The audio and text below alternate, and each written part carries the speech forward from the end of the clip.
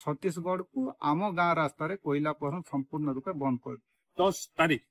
आसंता मासे 10 तारीख आम एक दिनिया गोटे आम धारणा बसमु जेनटा कि रोड रास्ता सब जाम करी आंदोलन करमु। धान भी कला एमती कि चाउल रंग भी कला हो जाऊे। राजेंद्र नायक आम जनशक्ति विकास परिषद जेन आम हेमगिर ब्लॉक संगठन अच्छे विशेषकर कोईला परिवहन गाँ भितर जेन होचे तार विरुद्ध रे आमर लड़ाई जेहेतु सेटा आमर एनवायरमेंटल क्लियरेंस नहीं एमसीएल दीर्घ 1996 रु खनि खादान चालू रखीचे आउ से खनि खादान चालू हैला परे वर्तमान सुधा तार निजस्व कोईला परिवहन लगे रास्ता तैयारी करी नि पारिछ। आपण जदि देखबे बाकी बाहलु भेड़ा बाहल सेटा भी इतिमध्य अनकम्प्लीट अच्छे। आ द्वितीयतः छत्तीसगढ़ के बहुत गुड़ाए माल परिवहन होची आ सेटा कोल कॉरिडोर रास्ता नु है आउ एनवायरमेंटल क्लियरेंस रे सीधा सलग लेखा अच्छे गाँ मझी रे किंबा स्कूल हॉस्पिटल सेंसिटिव जगह रे से माने कोईला परिवहन करि पारिबे नहीं। एमसीएल कंप्लायंस रिपोर्ट रे बारंबार दर्शाउछि जे मु कोल कॉरिडोर रास्ता रे कोईला परिवहन करू नहीं मु बाईपास तैयारी करछि एवं कोल कॉरिडोर तैयारी करछि। तो आमर कहबा कथा जदि कोल कॉरिडोर निर्माण हेछि ताहेले गाँव मझी रे काहे की जाउछि। आउ आमे अनेक थर कहिछु विभिन्न आपण देखिथिबे जे विगत दिन रे लगातार बाकी बाहल टपरिया रास्ता रे दुर्घटना रे जीवन हानि होउछि एवं धान भी कला एमिति कि चाउल रंग भी कला हो जाउछि तार भी कंपनसेशन से माने दउ नाहंती। एथिपई आज आमे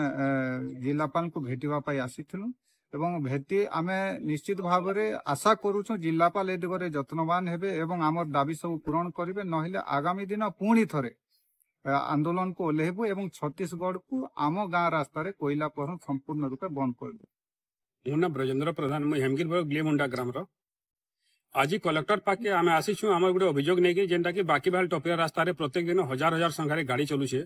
जेना छत्तीसगढ़ कोईला परिवहन होचे एमसीएल रो कोईला प्रत्येक दिन गाँ मध्य दे जाउचे जेना स्कूल पाके देकर जाउचे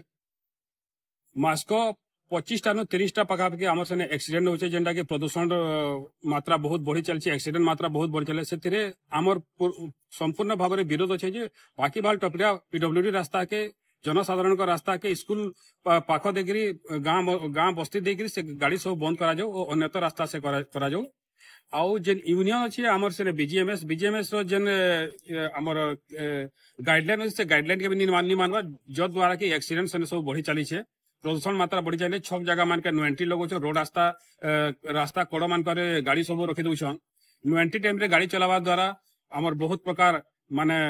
एक्सीडेंट रो सम्मुखीन होउछन। गत काली भी आमर कंदाडुडार गोटे बहनटे आमर एक्सीडेंट होकर मरीछन तार लास्ट सेकेंड तक ताकर घर के निहा पहुंची पारे। तो ई सब जेन कार्यकलाप जे बंद करवा लगी और स्वतंत्र कोल कॉरिडोर रास्ता निर्माण करवा लगी आम आज कलेक्टर पाके अभियोग करवा आसीछु। आज आम गोटे मेमोरेंडम देवा लगे कलेक्टर सार के आम जिते समस्या अच्छे समाधान नहीं करबे आगामी 10 तारीख आसंता मासे 10 तारीख आम एक दिनिया गोटे आम धारणा बसमु जेनटा कि रोड रास्ता सब जाम करी आंदोलन करमु। से दिन भी जदि आमर किसी सुनवाई नहीं हेबा आमर जदि किसी सॉल्यूशन नहीं बाहरवा बेले आगामी दिन अनिर्दिष्ट काल पर आम आंदोलन करमु। इटा आम सरकार के एवं प्रशासन के आउ आमर जी यूनियन समस्त को आम जन देवा।